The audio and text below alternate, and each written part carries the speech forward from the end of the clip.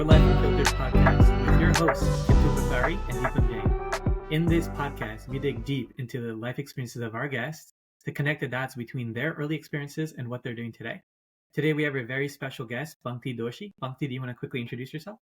Hi, everyone. My name is Pankti Doshi. I live in New York City, and I'm New York City's South Asian event planner by night, and by day, I work as a genetics counselor. Pankti, great to have you on the show. Thanks for joining. Thanks for taking the time. We'd love to learn more about your life story. How did you get to doing what you're doing today? But before we do that, just talk to us a little bit more about your early childhood, early experiences. How was growing up in US as a kid? And I believe you're from the West Coast as well, right? So how was that experience? And, what their initial kind of inclinations towards organizing events, just having fun with friends, and how did you get into medical? So I'm throwing a lot out there, but I'll leave it to you.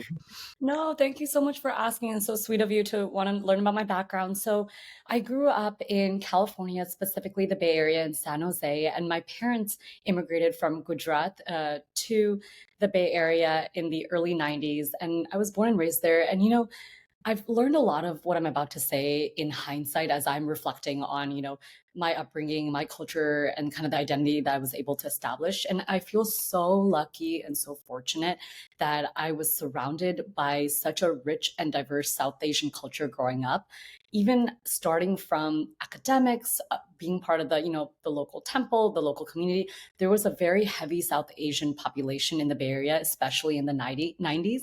So even though, just analyzing, looking back and hearing other people's stories, I realized, wow, I was so proud and excited to come from a South Asian background. Being Gujarati, my family was really intense about, hey, culture is important. You're going to learn how to read and write in Gujarati. You're going to learn how to speak it. And at that time, I was like, oh no, as any kid does, not wanting to adapt to it. But, now as I reflect back, I feel so fortunate that I was able to have that type of upbringing to be able to, understand and value the culture, but also being able to establish a relationship with my extended family in India, with my grandparents, to be able to converse with them and actually have a deeper relationship with them. So that was a bit of my upbringing in the Bay Area. And, I'm just so, so grateful that I honestly give all the credit to my family, where they're the reasons I am who I am today, and for their exposures and the community that they made me get involved with. I really am excited, and even to this day, I'm involved a lot within the South Asian community because of that. Okay, fantastic. And so I can definitely see how the cultural component of what you're doing today is connected. But what about like the event planning side? As a kid, did you find yourself hosting get-togethers or anything like that kind of set that legwork to what you're doing? Yeah. Oh, that's a great question. Actually, as a kid, I was pretty quiet in, elementary school, middle school, but I think I had a major transformation in high school. From a very young age, one thing I know I've loved is I love people and I love community. I came from a very small family as a kid. So, I always really believe that the community and the family are like and the friends are my chosen family. And I've always loved bringing people together, whether it's through games or events or in singing, dancing, whatever way or form it is. I just love when a room is filled with people, and the beautiful moment is when new friendships are formed. I think anytime, growing up in the Bay, or as I've moved around the country through work, or now just professionally also in New York, these are big cities. You're making big life changes and having big swings, but the one thing that really stays consistent is the type of friendships that you establish and the types of connections. And I think one thing that's super important to me is creating those atmospheres and spaces. And, I did notice myself doing that as, I was in high school, going into college and a little bit out of that. But that's definitely been something so close to home as I was a younger person too. Okay, that makes a lot of sense. Yeah, so it looks like your pivotal moment was really in high school, based on what you described. Yeah. And so would you say it's like you built up the confidence and that skill set to be able to like grow that network, and that translated to the event planning space? Or like how would you say was that progression? Yeah, so I think growing up in the Bay, and then after I lived in the Bay, I kind of moved around through work. So I was in SF, LA, Chicago. I did a little bit of abroad in grad school. So I was in London and Singapore, and then New York. And in all these respective cities, that's the one thing that, I've truly loved. If there was anywhere for them, I'm typically the person who's like, hey, trying to establish plans for the weekend, or people are hitting me up being like, what are we doing? And, that's one thing that I really believe. And I always say this in terms of energy. I think, friendships are established when your energy connects on a level. And, good vibes, good energy does spread within the community, within the friendships as well. And that's one thing that, come out to my events, come out to our community. And I genuinely think that everyone is so down to earth, so kind, and just excited to be there. And that's something that's been consistently there from day one as I've moved along all the cities. Got it. Wow. So obviously you lived across different cities. Why did you land on New York City as your home base after Yeah. testing it out? So Oh, anything special about New York? I know there's oh, lots of things. So oh Yeah, yeah. I No, think she may be split because you look at the two signs behind her. I see one Chicago and one New York. yeah. right. And there's also Oh, there's even more. Oh my those are god. all those are all the three, like, three of my favorite cities. But no, to your point, New York City is to this day my favorite city. And it's something about the energy and the excitement of the city that is so hmm contagious. And from the moment I moved here 3.5 years ago to today, there's not one moment where I felt like, oh, I can't do anything. I'm bored or I'm sitting here still. I think there's just so much like vibrancy in the environment and in the air, whether that's through people, whether that's through events, whether that's, whatever you're looking for and whatever you want to tailor towards your experience. I actually think there's a little bit of something for everyone. And when I landed in New York, and one of the biggest reasons I moved here was because of friends. I always told myself if two of my best friends move to another city with me, I'll do it. But I got very lucky, even though it was during the pandemic, not just two, but next thing you know, we got 50, we got 100, we got so many people domino affecting one after the other from all the cities that I've lived in the past. And what's really beautiful is that we all plan to live together on the east side in New York in the Murray Hill Kips Bay area. So we all intentionally decided to live 5 minutes of walking distance from each other or in the same apartment building. So if you've seen like the TV show Friends, it really did feel that sense of community right at home, especially during a time where it was difficult to meet a lot of people in the pandemic. That's amazing. Wow, love that actually. Yeah. And just going back to the event planning, so obviously you talked about like having that initial inclination towards just getting together with friends and people reaching out to you to set up stuff. It looks to me that you are naturally kind of gifted almost. I don't know if it's the right word to organize stuff, and people are really excited to come and meet or hang Yeah. out with you all the time. But um, tell us about the first big event that you did, right? Yeah. So how was that process and what is that event, how did you kind of get the idea of it, like how did you market it and so on? Just would love to hear more about that. Yeah, no, absolutely. The first event that I hosted is called Rungrave, and it was our Us. first South Asian event. Yep, you have it right in front of you. It's holy. So you'll see there's the daytime and nighttime, and I'll explain why. So initially, the idea came across because one of my teammates, he started a ticketing company called Handstamp, and he noticed that I, was in New York. I'm always organizing, events for the weekend or plans for the weekend. He's like, Pankti, what do you think about you using my ticketing platform? We can collaborate together. You bring some people, and Holi is one of our favorite festivals, growing up to now. Let's bring it to New York. And, initially I was like, okay, yeah, let's try it out. Maybe 200 people will come, 300. That would be a personal goal of mine. 800 people decided to buy tickets, hence why we had to do two separate events where we ran the Runway event during the daytime and then again at nighttime because I wanted to give everybody an opportunity to play. And I'm always about inclusivity and open invite. That's the nature of all of my events. So if anyone wants to come and play and enjoy the culture, come through, whether you're South Asian or not. So this was the first event we threw, and it was such an incredible experience trying it out. And I always believe, sometimes the idea is in your head, but you really don't understand it until you press the play button. And I'm through and through an executor. And that's something I tell everyone, even to this day. Anybody who has a dope idea and wants to try it out, whether that's through and or the company or me just working with them as a independent creative and event planner, I really love making people's visions come true and come to life. And it all started right here at Rungrave. That's awesome. And the or that's the event planning community, right? Or company, sorry, that you talked about, right? So did that come after or did that come before? Can you That tell came us a little bit more about that?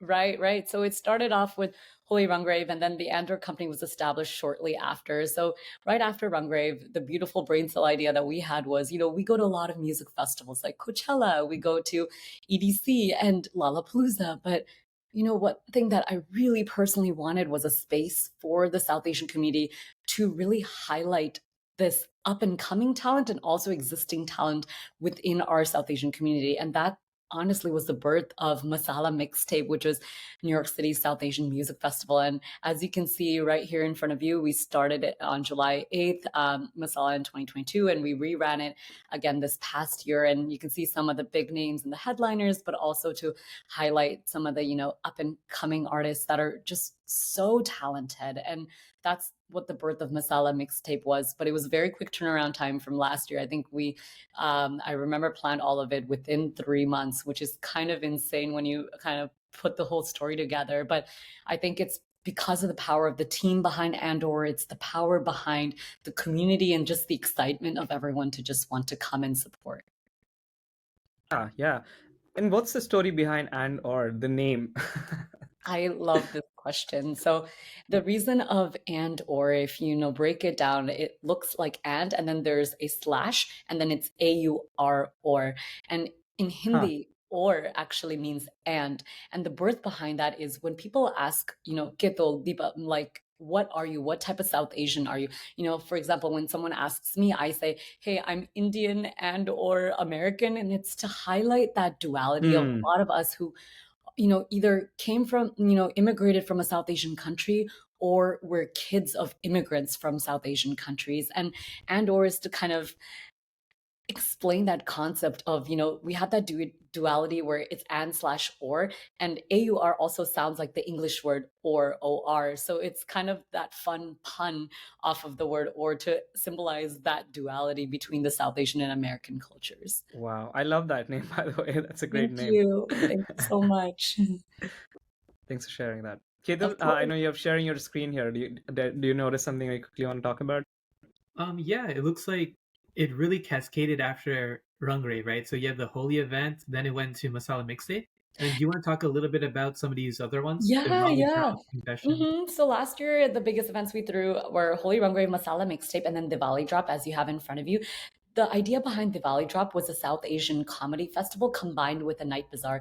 So, I remember growing up and going to India, and Diwali was just such a beautiful, rich cultural event where, there are firecrackers, there's markets where people are walking the streets and eating street food. And we wanted to mimic that similar environment with that event with Diwali Drop, where we started off with a night bazaar where we were representing vendors from all across the board, from jewelry to clothing to food, and then afterwards transitioning to a South Asian comedy festival. So we're really excited. Imagine kind of like a masala mixtape instead of musicians, artists, and DJs.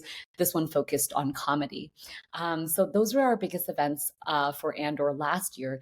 This year, we decided to, hey, we're known for a lot of large scale South Asian events, but we wanted to try out a little bit of a smaller events, more in the 300-person range compared to the, masala mixtapes, which are within the 1,000+ attendee range. So Confessions, we actually ran it twice this year. The first event was focused on the artists, and we had a couple poets. And the second time around for Confessions, we focused solely as a poetry night. And it was so beautiful to highlight the talent. And that kind of goes back to the mission of Andor, which is really focusing and identifying the talent within our community and bringing them all in a room together so they can also establish relationships with one another and create amazing magic together, but also connect with the community. Jug We Met was a really fun one. That one was one of my personal favorites. It's a Valentine's mixer, so a little bit of love in the air in February. And I got the opportunity to meet with Seema Auntie as well a few days before the event and got her to come along and, drop some wisdom. And, she, with her experience with Indian matchmaking, was really exciting to have her be a part of this event. And, everyone did feel a lot of love in the air. One of my favorite things with Andor is when a lot of couples come to me and be like, hey, like, I met my significant other or I met one of my best friends through one of your events. And I think that's one of the most beautiful parts of, being a part of this organization. And then the next event we threw was Masala Mixtape, a bit bigger this year with a bigger venue.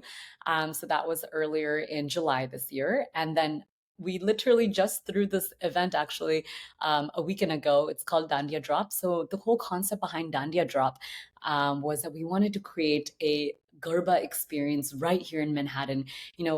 I'm personally Gujarati, and I grew up every year as a kid growing up in the Bay Area and as I moved around the cities, seeking out those Gerba opportunities. And even while I moved to New York in the last few years, a big group of us from Manhattan always used to go out to New Jersey. And I think New Jersey has its most unique charm where they can gather thousands of people in a room together. The reason we hosted Dandia Drop in Manhattan was to increase access to those who can't make it out to Jersey, or maybe we're traveling and we're unable to make it. So it's just another opportunity to get everyone in the room. And it was a very classic, Garba experience from Garba Raz, Sanero, the full, rhythm of the whole experience. So that was our most recent event. So now thank you for going through a lot of the events that we're known for. Yeah, fantastic. Thank you for sharing. Of course. So what is next for you when it comes to and or Yeah. are there like we're looking at Coachella level festivals hopefully at some point, or like what's really where let's say go, do you see it going? Yeah, no, that's a really good question. So my personal goal, and I know that our team is really hyped about it, is that we want to take Masala Mixtape to LA next year and expand out of New York. We'll definitely rerun it in New York next year as well. So stay tuned for those details. And of course, a personal goal of mine is to make Masala Mixtape on the level of Coachella. I mean, definitely we're years away. We've done it twice so far, and hopefully we'll do it 4 times in total by the end of next year. But, I love to dream big. And I really believe that, there's this quote I remember learning years back. It's like, if you believe it and you can perceive it, then you can achieve it. And I really think that if it's in your head, you can really manifest it out through the right support, being in the right time with the right energy, with the right community. And I genuinely think that we're all here right now. And everyone's just excited to, be a part of this community, and not just but I think it's the birth of so many South Asian organizations. For example, Indo Warehouse, known as their Pop Shift, Brangor Mag, Juggernaut, Tamil Meetup. I mean, the groups are growing, and I appreciate, podcasts like what both of you are, holding today, because it gives a lot of us the space to share our story and invite more people to be a part of this beautiful community that we have right here in New York City and expanding throughout the countries as well. Great. I actually have a question. So, why do you think in the last 5 years we've seen such a proliferation of South Asian related Yeah. events, TV shows, more, even on Netflix now there's so many Bollywood movies, Yeah. right? So it's in the last 5 years. In your perspective, why do you think that is? I think it's honestly a lot of the energy of what is in the room. I really believe in this concept of synergy and domino effect. And I think, for example, I think every person matters and every person contributes to this overall boom in the South Asian culture. And I agree with what you just said. I think it's a special time right now, because I think in the last few years, it's crazy when you look back. Years ago, it wasn't like this. And whether, it's social media, it's the movies, it's these event planners like us, it's creators, entrepreneurs, whatever it is, I think everybody is contributing to the mix. And I really think that it's cool when you see someone else that kind of looks like you, or someone from that South Asian background being like, oh my gosh, you're doing something incredible. You're inspiring me to create something even bigger in the space in the area that I'm super excited about. So I think, it's really cool when you watch someone of your own community succeed. And that's something that really gets me excited personally. And I think it's that energy where it's like, oh my gosh, I can do this too. Oh my gosh,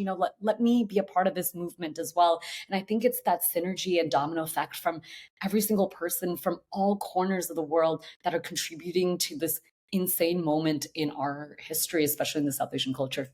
Okay. I have a take on that as well, right? I think a big part of it is we now have the first generation Americans coming of age, right? Yeah, So just yeah, like how you mentioned, right? Like you were born and raised in the US and then your yeah, parents immigrated in the 90s, right? If you really think about it, there's a really big difference between like a first generation American versus someone that moved for the first time, right? And so now that absolutely. first generation Americans have started to become of age, getting to their mid to late 20s or 30s, Yeah, whatever, I think there's a resurgence because they grew up living the best of both worlds, right? They came from immigrant families, which means they still had the culture from India, and they have the culture here. And so I think a big part of it is they want to have a form of cultural identity, and yeah, one outlet is to basically have pride in their cultural background. And one way absolutely. to demonstrate that is basically advocating for South Asian type of events, TV shows, etc.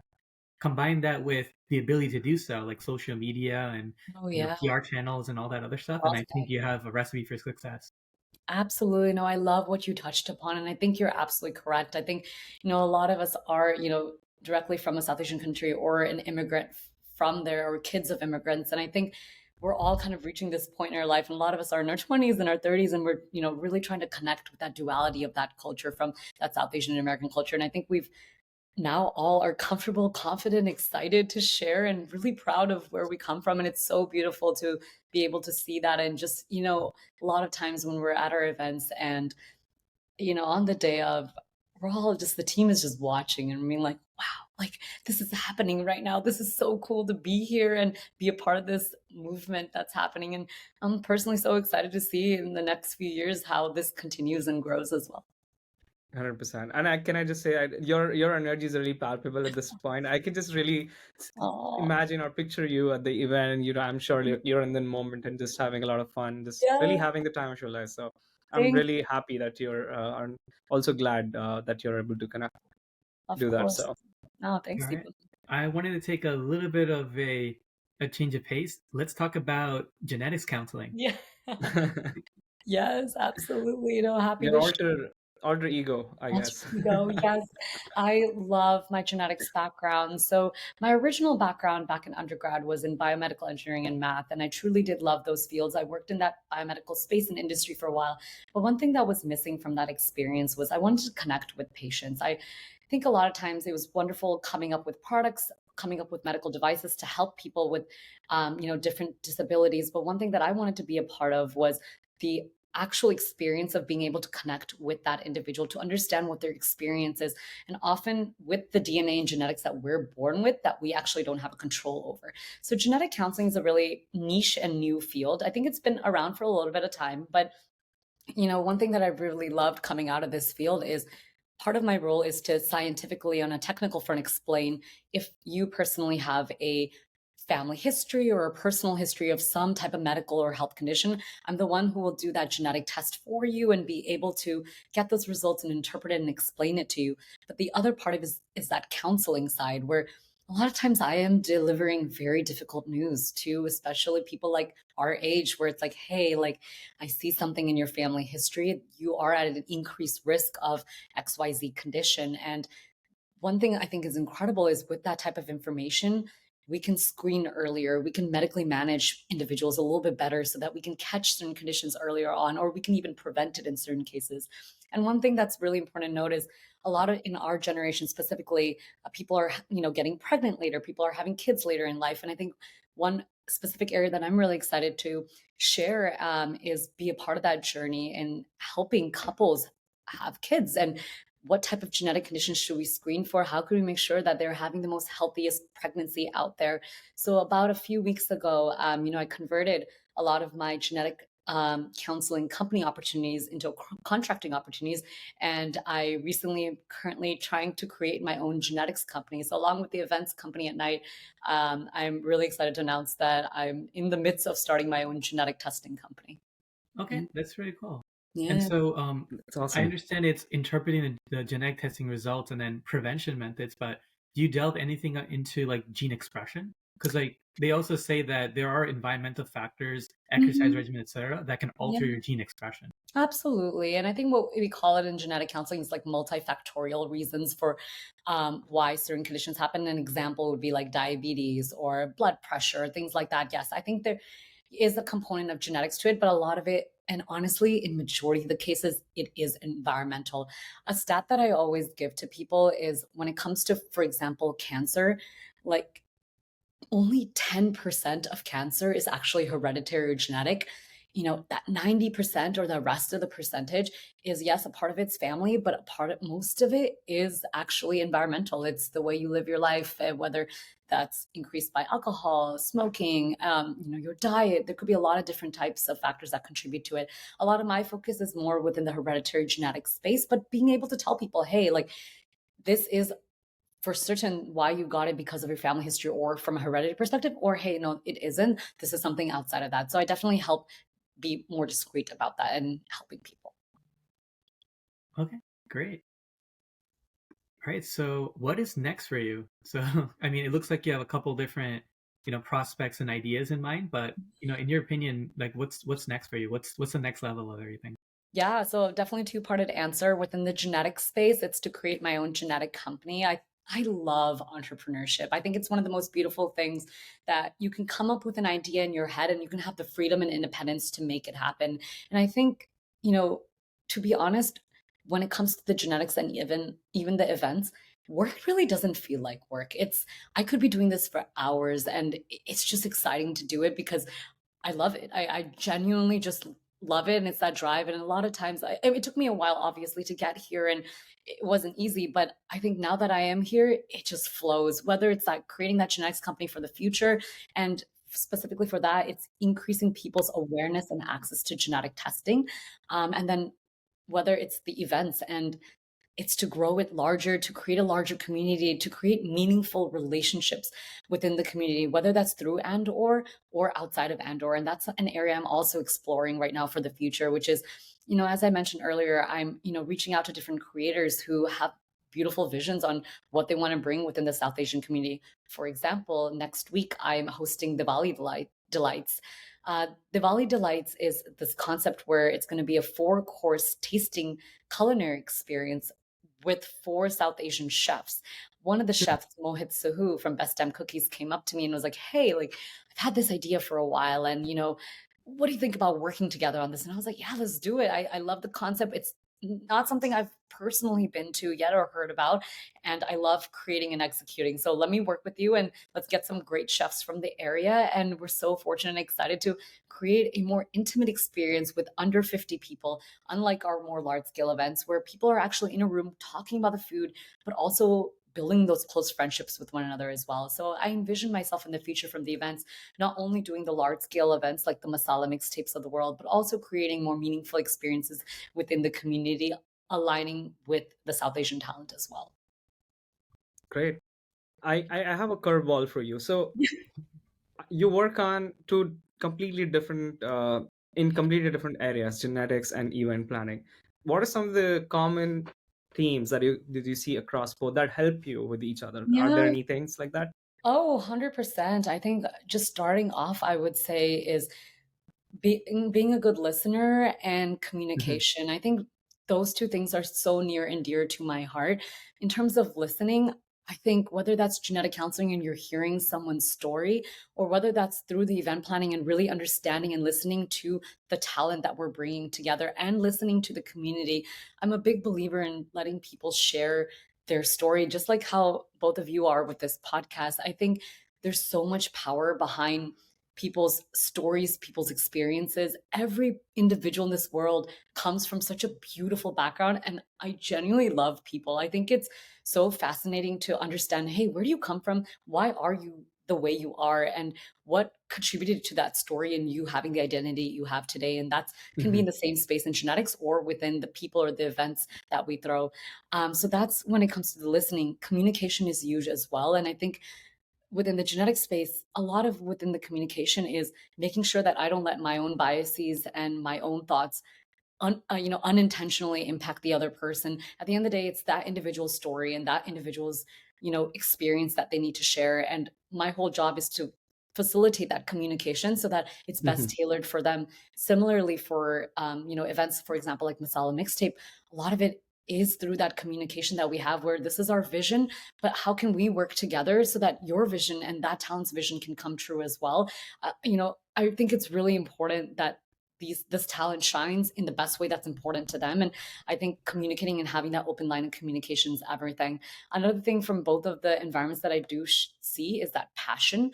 I think Mhm. passion within the genetic counselors that I work with within the medicine space, and along with the event planners within my own team, but also within the community. I think passion is something that really just has to come from within and it's something that you're excited about. And I genuinely feel that that's a cross quality among both sides as well. Wow. Yeah, that's a very detailed, very comprehensive response, and I think it makes For a lot of sense as well. Thanks for sharing that, Pankti. course. Yeah. Just curious, obviously these are the two areas that you really, really are passionate about. And I can, as I said, I can clearly see that you're passionate about both those. When you're not doing either of these, what are you up to? Yeah.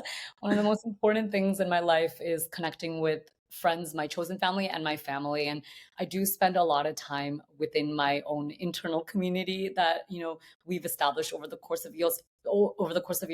I always say this quote that you are the average of your five best friends. And I wouldn't be here today and I wouldn't be who I am today without the Hmm. influence and the support of the people that I surround myself with. And I genuinely think all of my best friends are incredible leaders, incredible, thoughtful people that are compassionate, kind, genuinely interested and excited to be there in this world. And I think it's through the support and personally being there for them and them being there for me is why we are or why I am here today. So a lot of my time is spent within, you know, with my friends or my parents or my family where I grew up in. But outside of that, just for fun, I love exploring New York, whether that's through dance and attending a lot of the, South Asian dances. I have a bit of a Hmm. background in salsa and hip hop. So, I'm exploring different dance classes. I love singing. So for a little while, I picked up some singing classes with a fun instructor in the area. I love trying new things, whether that's like food, whether that's a new speakeasy down the block or a musical. I think we're always, especially with different event planners in the city and all the groups that I talked about, we're always trying to support one another. So outside of me creating my own events or genetics, I'm always trying to show up at every event that I can get invited to Right. or I'm a part of because I know how tough it is to put on an event and I know how tough it is to get a room full of people. So if anyone is even trying that, I will definitely make sure that I can at least stop by, congratulate them, and at least be a part of that story. So those are some of the few things I love to do. Another fun fact: I love coffee and I love masala chai. So if anybody wants masala chai, I take it very seriously, and I think that's like one of the most relaxing things I do. Just like therapeutic, making a good cup of masala chai and just hanging out and watching TV. So if anyone ever wants that, hit Awesome. me up. I might take you up on your offer because I I love got masala you. chai as well. Got you. Awesome, awesome. Very well. Thanks so much for sharing that, Pankti. So next segment, Pankti, is rapid fire. We love to learn, just a few easy questions, and but I think the first one you already addressed that was gonna be basically chai or tea or coffee. But I guess you like both, so I love both, but I guess I'll gravitate masala chai because that's what I grew up with. awesome, awesome. Totally understand that. All right. What's your favorite comfort food? Ooh, my favorite comfort food is Thai food. I love Thai, specifically like Thai Villa. That's like just good comfort food. Awesome. Favorite dessert? I love anything chocolate. I love dark chocolate. So anytime I'm having a bad day, I go pick up some dark chocolate and I'm good to go. Nice. Excellent, excellent. All right. What's your biggest pet peeve? Ooh, biggest pet peeve. Um, I think it's when a little bit of a deeper answer, I would say, is when Hmm. people are not genuine to who they are or inclusive. I am a big believer in community and bringing people together, no matter where you come from, no matter what your background is. And I really believe in being true to yourself and no judgment to people who can't. But I think I'm a big believer in personally like living that life out and just being true to yourself and being inclusive. So a pet peeve would be when people are not those. Okay, sounds good. What's your favorite virtue in others? Favorite what? Favorite virtue in others? Virtue, a favorite virtue in others. I think love. I love love, and I think it's one of the most beautiful qualities in the world. And I think it's one of the most incredible things we can do as humans. So I love that virtue. Amazing, amazing. What's your secret superpower? My secret superpower. Ooh, okay. I would say probably energy. I think energy to me and feeling someone's excitement and passion, that's one of my favorite superpowers in identifying in someone else. I think Hmm. every person in this world is blessed with something that hopefully at least one thing, but most likely a lot of different things that they're really good at. And my favorite thing in the world is talking to someone, figuring out like what they want to do with their life. And I know that's sometimes tricky for people or whatever it is, but I think the answer is inside of you. And I would love to help people figure out what they truly love to do and want to help them get there. Yeah, yeah, yeah. And you get the opportunity to do both of those Yeah. through both the disciplines that you work in. So that Yeah. makes a lot of sense. What's a superpower you wish you had? Yeah. This could be unrealistic, by the way. It could be unrealistic. Ooh, Right, okay. right. Let's go with the fun one. I wish I could fly. I think that would be so fun. I mean, I think airplanes are really cool. I mean, though you can't control yourself when you're on the airplane and it's controlled by the pilot, I think it's one of the coolest aspects of life where you can kind of oversee the world and from the Hmm. top down, and it makes you feel like you're just one tiny dot in this entire universe. And I think I would love to have this superpower of flying so that, it makes me realize like, wow, we're part of something so much bigger than just us. Awesome, awesome. Well, thanks so much, Punky. That's the end of rapid fire. But before we close, we'd love to get a recommendation from you. A recommendation could be like a book, movie, like a piece of media, for example, anything, or it could be a general advice as well. So it's just really Okay. up to you. Ooh, so anything kind of in terms of advice. I would say the biggest form of advice that I would give is I think life is, this is a quote that I think I heard most recently. I don't know where in social media I heard this, but it was that, yes, life can be short, but I think more than anything, it's unpredictable. And I think you can kind of look at that from a positive angle or a negative, Hmm. but I think the Yeah, positive way of thinking about that is, yeah, I mean, that's kind of what the most beautiful part of life is, that you can't, as much as you try to plan, as much as you try to kind of think through what's going to happen next, I think it is quite variable, and the only certainty in life is uncertainty. And I think kind of embracing that and not taking life too seriously, especially when things kind of change or things happen that you don't expect, and kind of just embrace it and know that we're all kind of going through this all together. So that's kind right. of advice. Amazing. Thanks for sharing that. Yeah, of course. Thank you guys so much for the opportunity to be a part of the show and part of Yeah, your, podcast. I really appreciate it. Yeah. All right. absolutely. Well, again, it was a pleasure learning more about you and your experiences. Yeah. We did want to end with giving you an opportunity to share any social media profiles or any handles. So if you want Yes. to go ahead and do that. Yeah, that would be great. So, the main one I would say would be my personal one. It's going to be at Pankti_Doshi off Instagram. So you're more than welcome to, collab with me on that or tag me on that, whatever kind of way it works. I was just curious what, I'm guessing the next step would be kind of editing the videos and ultimately it gets released. But I was curious, how do you select the people to be a part of your podcast, and how do you reach out to them? How does that work? Oh, that's a great question. So it's no easy answer. We reach out in multiple different ways, right? So sometimes it's people that we know that we think have an interesting story and we invite them on. Yeah. Sometimes it's people we meet in person. So a funny story. So Deepam actually met basically this really famous chili head in North Carolina at the North Carolina airport. So Yeah. it's a guy that basically has a Netflix show called We Are the Champions, where he jumps out of a plane and eats 10 of the hottest peppers in the world while jumping out of a plane skydiving. So we have people Oh like my that just God. happen chance that we just came across. Then Wow. it's sometimes cold messaging, cold, you know. I mean, Right, I think for anything, there's always like element of just you reach Oh, out to random people and see what hits. But yeah, it's right, a whole right. bunch of different methods that we. Right. And we for also like meeting, just personally for me, like I actually, Spunky, similar to you, I just go up to people and like I visit all these places, go to all these events. And if I come across somebody who's really interesting, I just go up to them, introduce myself, and just love let them that. know about let them know about this podcast. And, like if they want to come and talk to us about their story. So I just like going up to them and just like having an introduction and then just like then bringing them on. So I think that's another venture. So I think as Ketul said, like this chili head, this guy has around 130,000 subscribers on YouTube. So we just like Gosh, what? But we had a really interesting conversation with them. So I people like that. bet. No, I think it's so fun. I love that you both have created this, and I was looking at a lot of the videos and saw some familiar faces as well. So I'm excited to be on it. And if there's any way that I can, even, I'm a big believer in connecting people to anybody. So if there's any way that I can personally like connect you with someone that you're trying to get in touch with, or in any way or form from any of my past events or anything like that, please don't hesitate to reach out. Okay, Thank you. yeah, Thanks thank so you. much for Appreciate sharing that. that. Yeah, no Yeah. worries. Hope you guys have a great rest of your day. All right, yeah, you too. All right, All right, take I'll care. talk to you later. Thanks Bye. everybody. Bye. Bye. Yeah, thank you.